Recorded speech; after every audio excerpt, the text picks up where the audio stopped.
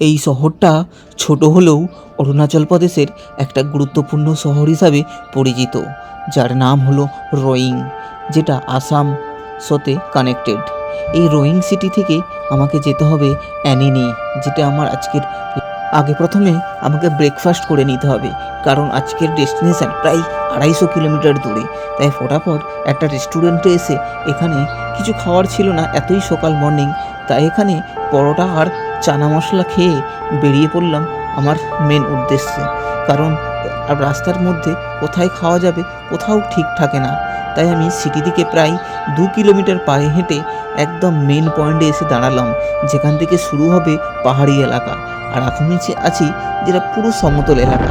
তাই আমি এখানকার লোকাল পাবলিক, তাদের ট্রান্সপোর্ট ব্যবস্থাই খুবই সুন্দর। এরা বললো আমাকে, তো চলো তোমাকে 50 কিলোমিটার পর্যন্ত আমি ছেড়ে দেবো, তারপরে তুমি ওখান থেকে অন্য কোনো গাড়ি ধরে উপরে যেতে পারবে। আমি তো রাজি হয়ে গেলাম। এই দুই ভাইয়ের সাথে আমি কথা বলতে বলতে প্রায় পৌঁছে গেলাম 50 কিলোমিটার দূর পর্যন্ত। কারণ এখানকার কোনো গাড়ির ঠিক ঠিকানা নেই, কারণ এখানকার মানুষজন খুবই কম, তার জন্য ট্রান্সপোর্ট ব্যবস্থাই খুব লিমিটেড। তো দেখতে পাচ্ছ কত সুন্দর পাহাড়ি এলাকা এই অরুণাচল প্রদেশ। দেখতে দেখতে আমি প্রায় 35 কিলোমিটার আগে পৌঁছে গেলাম।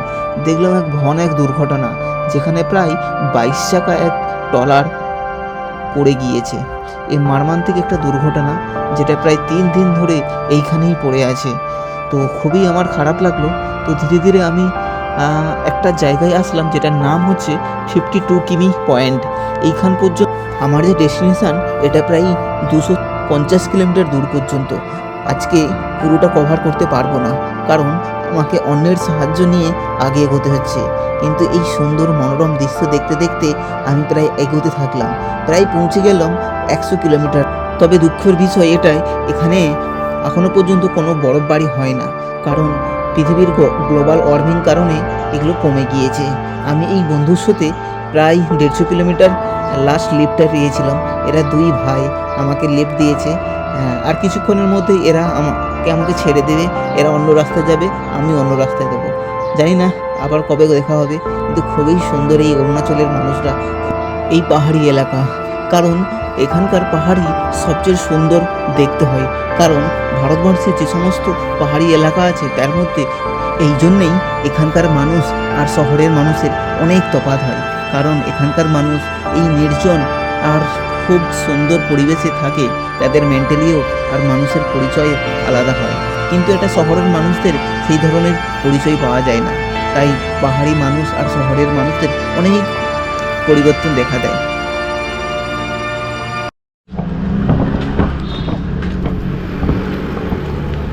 তো এখানে প্রায় একদম নর্মাল সিটির মতোই লাগছে, আর সমস্ত দোকান দানি সমস্ত এখানে আসামিস লোকের।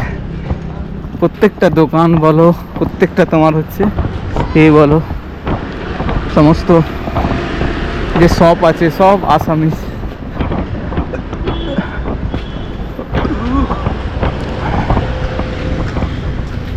চলো আগে কোথাও খাবারের দোকান দেখতে হবে, দেখে আজকে এখান থেকে খেয়ে তারপর বেরোতে হবে।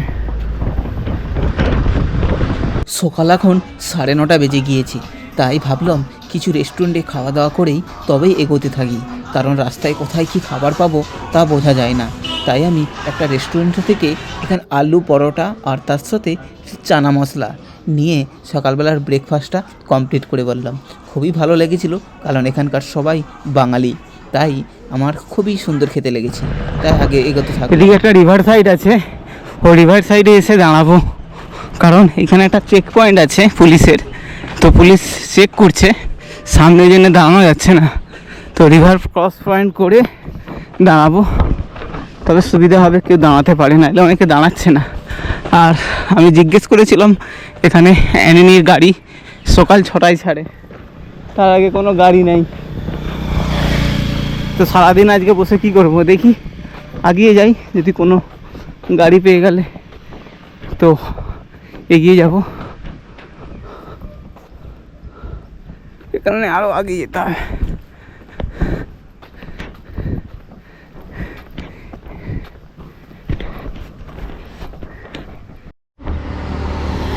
এটা তো আমার লাস্ট রিভার এখানে, এরপরে পুরো পাহাড়ি এলাকাতে ঢুকে যাবে। আর যেটা পুরো প্রায় 200 থেকে 250 কিলোমিটার দূর পর্যন্ত এই রাস্তা চলে গিয়েছে। এটা ন্যাশনাল হাইওয়ে, ঠিক আছে। দেখছি কত দূর যাওয়া যায়।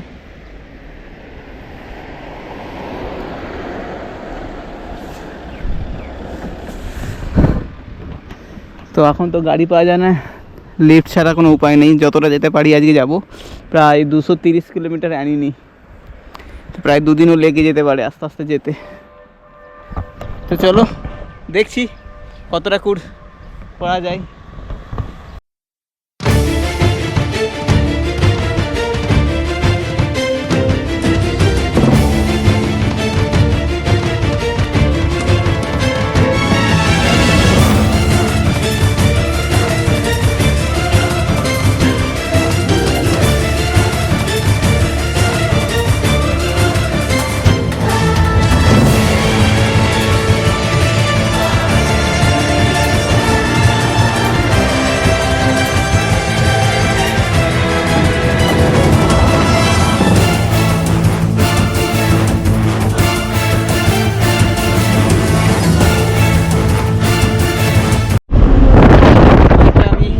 পেয়েছি, যেটা তোমার প্রায় 40 কিলোমিটার।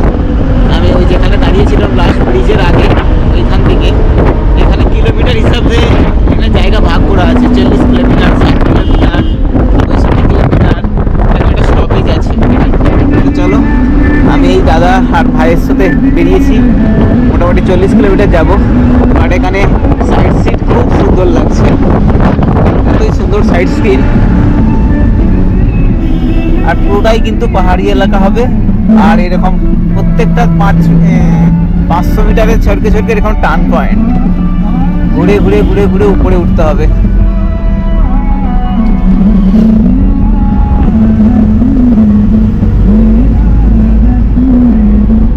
অ্যানিনির ভিউ পয়েন্ট কিন্তু খুবই সুন্দর পাবে তোমরা, পুরোটা দেখো, ঠিক আছে। আজকের ব্লগে হয়তো দেখতে পাবে না, তোমাদেরকে কালকের ব্লগে তোমাদেরকে দেখাবো অ্যানিনির ভিউ পয়েন্ট, খুবই সুন্দর লাগবে।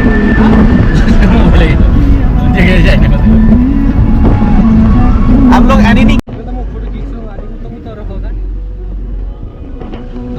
এত বড় পথ,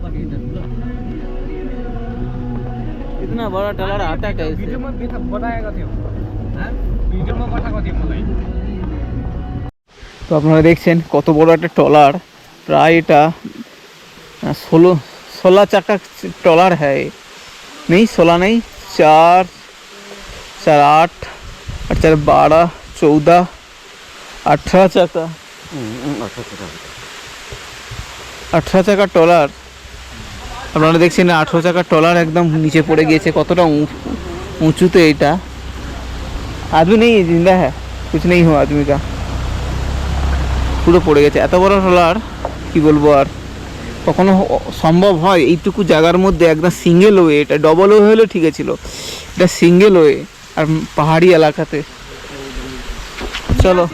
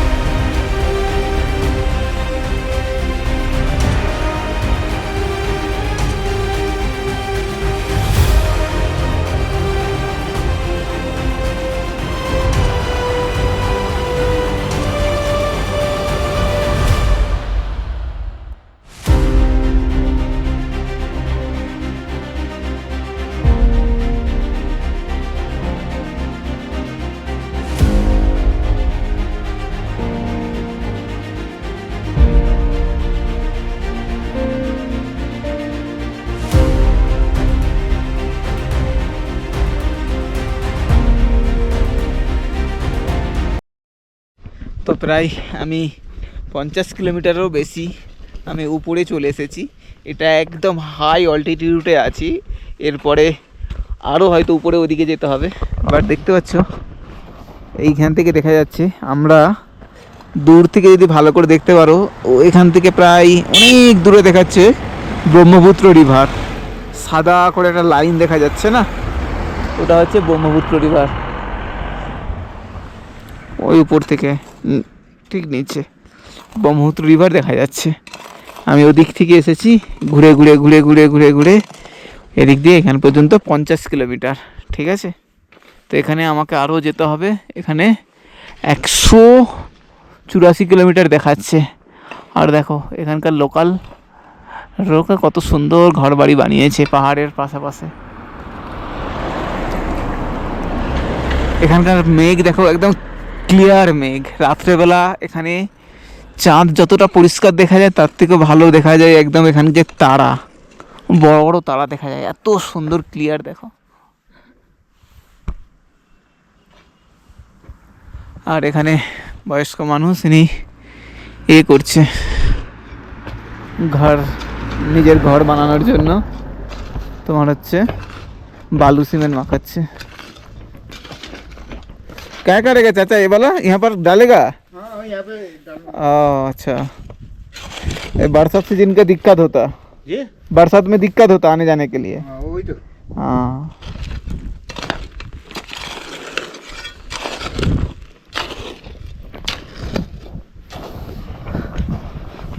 চলো কোনো গাড়ি যদি পেয়ে যাই তো আবার কন্টিনিউ আমি আজকে করতে থাকবো, যতটা উপরে যেতে পারি। কালকে নেক্সট দেখতে থাকবো, ঠিক আছে।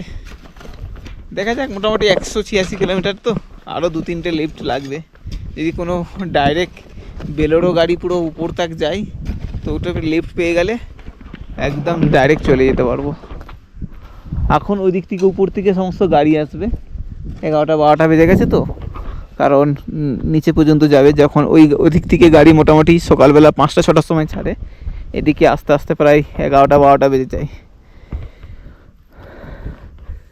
10 ঘন্টা থেকে 12 ঘন্টার জার্নি এটা। 220 কিলোমিটার টোটাল ছিল তোমার থেকে রোয়িং থেকে। আর এখানে দেখো খুব সুন্দর লাগছে, পুরো একদম আমি টপে আছি একদম। এটা এই পাহাড়টা টপ, এখান থেকে ওইদিকে আরেকটা পাহাড় টপ দেখা যাচ্ছে, ওইদিক থেকে আরও হয়তো উপরে আছে, দেখা যাচ্ছে না, বাট সুন্দর ভিউ। এদিকে তো সেই তোমার মেঘের জন্য পুরো কালো কালো দেখাচ্ছে। ভারতবর্ষের সবচেয়ে ঘন পাহাড়ি জঙ্গল শুধুমাত্র অরুণাচলেই পাওয়া যায়। দেখো এত পাহাড়ি ঘন জঙ্গল যে নিচে পর্যন্ত তোমার পৌঁছাতে পারে না সূর্যের আলো। তো আমরা যেখানে এসেছি এই জায়গাটার নাম হচ্ছে মাদুয়া पास, डेटा माइदिया पास ना। मिलिट्री है क्या? हाँ ये मिलिट्री कैफे है। हाँ military cafe, it's not for civilian ना। हाँ नहीं, एवरीवन खा सकते। তো এই হোটেলে আমরা লাঞ্চ করলাম। এখানে সব কিছু পাওয়া যায়, রান্না খাওয়া খুবই ভালো, একদম বাঙালি আইটেমের মতো। আর আমি যেই গাড়িটাতে আসছি এই গাড়িটা আসামের নাম্বার প্লেট, বাট নিচে এক জায়গায় অ্যাক্সিডেন্ট লেগে গিয়ে নিচেটা লেগে গিয়েছে। অ্যাক্সিডেন্ট নয়, নিচে যে সাইডে অনেকটা নিচু ছিল সেটা বোঝা যায়নি, গাড়ি নিচে নামিয়ে দিয়েছে। এটা তো অল্টো, তো তার জন্যে নিচে গাড়িতে লেগে গিয়েছে। তো চলো সামনে আমি এখন মাদুলিয়া এটা পাস, মানে এটা পাসটা সবচেয়ে পাহাড়ের টপ। এই যে দেখতে পাচ্ছ মাদুলিয়া পাস, এই পাস এটা হাই অল্টিটিউড। এরপরে নিচে আমাদেরকে নামতে হবে আস্তে আস্তে আস্তে আস্তে। ওই দেখো ওদিক দিয়ে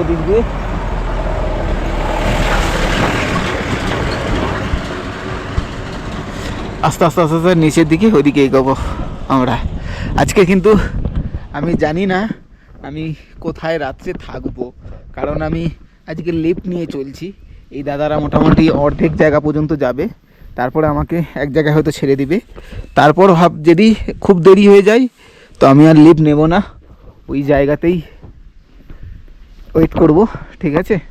ক্যাম্প ট্যাম্প লাগিয়ে দেবো যদি রাস্তার ধারে এরকম কিছু পাই, ঠিক আছে। কিন্তু এখানে ঠান্ডা আছে, এখানে মোটামুটি এখন টেম্পারেচার 9-10 ডিগ্রি টেম্পারেচার হবে, ঠিক আছে।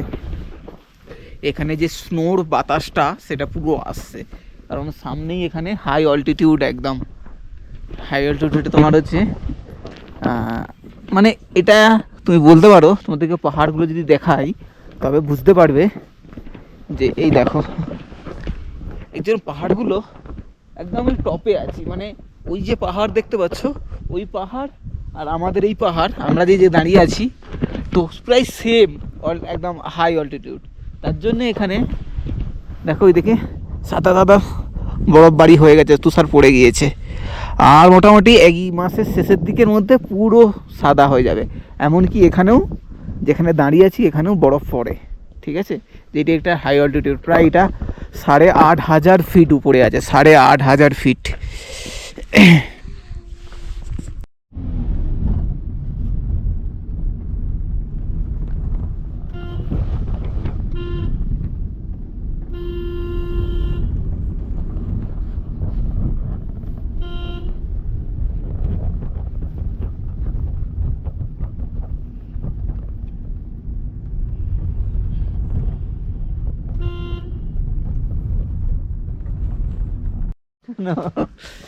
তো বন্ধুগণ, আমি এখন যেই জায়গাতে আছি এটা প্রায় রোহিণী থেকে প্রায় 100 কিলোমিটারের উপরে চলে এসেছি।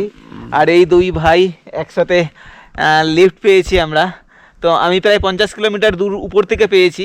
দুজনে মিলে আমরা এইদিকেই যাব, আর বেশি দূর নয়, মিনিমাম মোটামুটি 10-15 কিলোমিটার মধ্যে এই দাদা ভাই এদের বাড়ি চলে যাবে, আমি কোথাও একটা ক্যাম্প করব। তো ভাই আপনার নাম क्या? Ashish Nadang. Ashish नादंग। He is from Teju. Tezu, Tezu boy, is he a Teju boy? If you want Contact. guide, then contact him na. Okay. As well as I will be happy na. Okay. तो My brother will get na job. अच्छा। तो चलो हम लोग अभी नमस्ते। एकदम नमस्ते। हमारे प्रिय दर्शकों, चैनल सब्सक्राइब करें हमारे भैया के। থ্যাংক ইউ ওকে, চলো ভাই এখন আমরা বেরোবো।